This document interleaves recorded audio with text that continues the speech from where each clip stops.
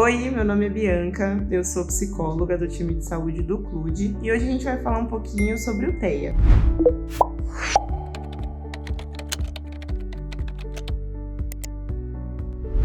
O transtorno do espectro autista é um transtorno no qual, hoje em dia, já se reuniu uma série de informações a respeito. Em relação à classificação, no Manual Diagnóstico e Estatístico de Transtornos Mentais, antes era comum separar entre si os chamados transtornos desintegrativos da infância, o autismo, a síndrome de Asperger e o transtorno global do desenvolvimento, sem outra especificação. Hoje, todos estão englobados em um único termo, transtorno do espectro autista, ou TEA. O TEA é um transtorno que afeta 3 dimensões do desenvolvimento humano, que são a interação social, a comunicação e o comportamento. Portanto, os sintomas que vão se expressar no TEA estão necessariamente dentro dessas dimensões.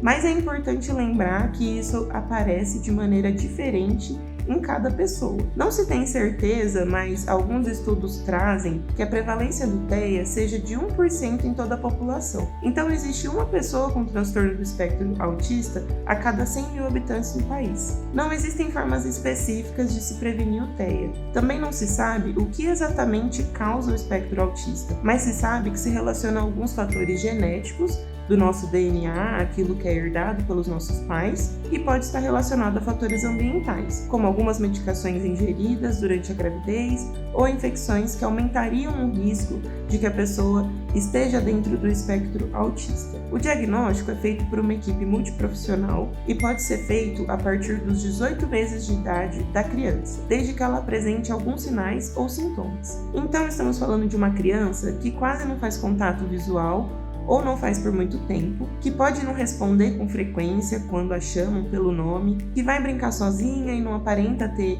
interesse em compartilhar a brincadeira com o outro. Pode aparecer também atrasos na linguagem, e essa criança não vai falar as palavras na época certa, Então, se a gente pensar que uma criança de 1 ano e meio não fala nenhuma palavra, isso é um sinal importante, que pode e deve ser investigado. Alguns comportamentos estereotipados, como ficar balançando para frente e para trás ou ficar rodando em volta de si mesmo, também podem aparecer. A criança também pode ser muito sensível ao som, por exemplo. O diagnóstico ele é feito sempre por uma equipe multiprofissional e de preferência com alguma especialidade em transtorno do espectro autista. É importante lembrar que o TEA pode ser classificado entre leve, moderado e grave. E isso não depende do número de sintomas, mas sim do quanto existe de comprometimento na funcionalidade daquela pessoa. Então pode-se pensar que o grau leve se relaciona com uma maior aquisição da linguagem, por exemplo, e um grave com uma menor aquisição, o que leva a um maior comprometimento da funcionalidade daquela pessoa.